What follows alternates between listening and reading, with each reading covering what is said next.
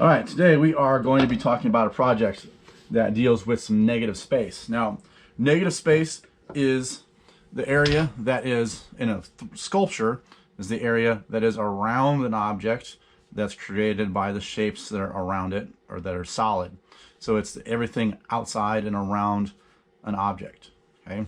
Now, in a 2D drawing, like what we're doing, is when you get something like this, where you have positive space is the area that is taken up by the actual objects, and then the negative space is the area, again, around the objects. So it's the empty space in between.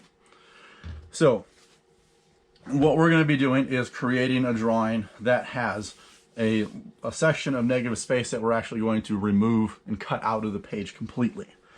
Now, it's like everything, we're going to do 2 thumbnail drawings. Now, when you do your thumbnails, you know, whatever piece of paper that you have, that will work. Again, we want to start out with a rectangle, and this is what's going to be turned in on day 1. And then we have another rectangle like this, and this is what's going to be turned in on day 2. All right, so when you're working on this, if you want to do it all at the same time and then just take pictures along the way, that's fine. So you want to come up with something that can give you an interesting look of having a pattern, so or some interesting color behind it. So ideally, we want our final drawings to be in pencil, so just shaded, and then whatever we put behind it is going to have some color. So that's what's going to give us a nice little pop to have the rest of that there. If you want to color everything in, that works too.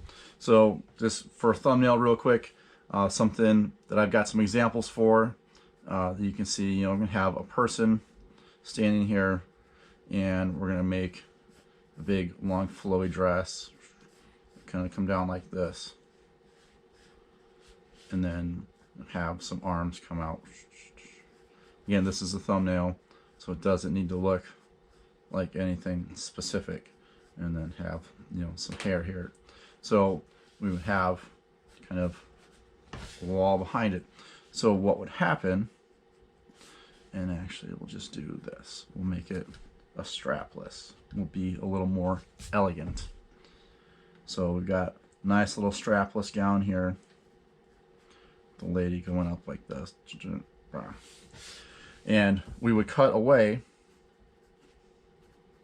the dress, and that way when we would hold it up to an object, that cutout there would give us the color. So whatever color or object that you hold your drawing in front of, that's what's going to give you the color behind it. So that's one example. My other example here, we're going to flip the paper horizontal, and we're going to draw, you know, a little TV on the wall like this. We'll have some picture frames on the wall on either side of it. We'll get a sound bar underneath it, entertainment center across the bottom with some doors like this, maybe some shelves, so you have like a receiver, some video game consoles in there. And then what I would cut out would be the TV. All right, so we're going to think about this for a second. Now, the one I'm going to demonstrate here real quick is going to be the second one. So this is the thumbnail that I turned on day 2. So we're going to turn the page here. Now, when you go to do your final drawing, you want to take a little bit more time with it, like usual. So I'm going to get a ruler here, and I'm going to start out with my TV. So we're going to go across like this. And this is a big TV mounted up on the wall. And just draw this in here. Try and get it to be square, you know, even sides, so that works. And draw the sound bar underneath. The sound bar is going to be a little bit smaller. And then we'll draw a little entertainment center down here below it. So we'll come out a little bit wider than the TV. a line down there. Drop a line down there, and make some doors. Now, when you do this, obviously you're going to spend a little more time with it. I'm not finishing any of this stuff out just because this is my real quick example here. And so there's a door there. I'm not going to shade anything on this. Just showing the way that actually everything is going to look. And we'll put a shelf right across here like that behind the doors. And then you have whatever it is that's going to be in here. So we'll got a little receiver here, sends everything out, a little volume knob on it. Got maybe a video game console right next to it, old school, cartridge in the front, make it a Nintendo 64. Maybe we've got a Wii standing next to it over here on the side. And let's not forget, we gotta hang some art on the wall because everybody needs a little bit of color in their lives right now. So do that. Come down here, and then within this you can make it whatever artwork you would want to have on there. Let's say we've got some frames around it like this. So there's part of a frame, part of a frame, got a frame there, frame there, like this. Go in a little bit here. And there's my picture frame. And then you could add whatever into that. Now at this point I've got everything drawn out. So what I would do is go ahead and shade everything in or color it depending on what you want to do. Either is fine. So once you get everything shaded in and you have something that is a little more complete. Now I know not everybody has an X-Acto knife at home. So if you don't, but you've got some scissors, that'll work. I'm going to take this out of the sketchbook here. Set that aside. So if you need to make something like this, then you can just take your pencil, poke a hole through it like this, so that way you can start on the inside, go in here, get your scissors, cut out to the corner, and work your way through like that. I just happen to have an X-Acto at home still, so I'm going to do this. So I'm just going to come to each of the corners. Now, if I was doing the example of the lady with the dress, then I would cut out the dress.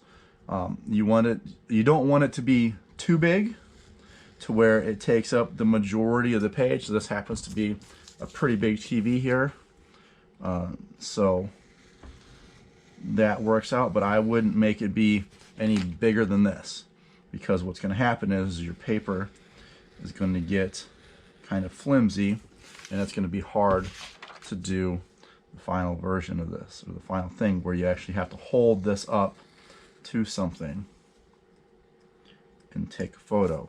So we're going to pop this out of here, set that aside because we don't need that anymore, and take the edges off of this.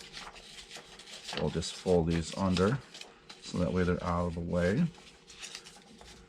So in essence, what I have here is I've got an opening or a little portal in my window. Now this is pretty straightforward because it's just a big giant hole, but if you had something that was a little smaller,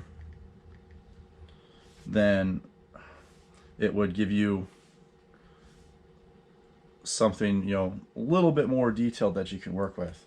So what we're going to do is I want you to either take it outside and hold it up to some interesting backgrounds where you have, whether it be a sunset or some bushes, or, you know, I've got Van Gogh's Starry Night on the Rhone. We can take this, lay it down here. I've got a little interesting background there, get the glare off of there like that. Or if I just take my notebook away here, set this aside, now I've got a nice little wood grain. You can find something interesting there. Now, if you, again, this is pretty straightforward where it's just a TV, so whatever is on the TV screen is what you would be looking at. But if you have something that's a little smaller, you know, then you can use something like that to where you get, you know, an interesting look behind it. It doesn't even necessarily need to be a flat object or the sky to be behind it. So I've got this sponge here. As long as it fills in that space, which my TV is a little big for it, you can see that it will fill that in and look interesting like that. So, you know, I've got this blanket. I can put a blanket behind it here and does that.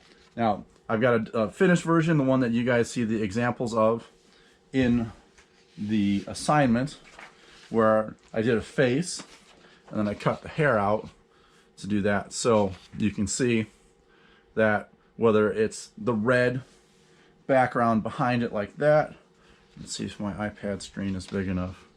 It's not quite big enough for this whole image. Let's flip it, blow that up.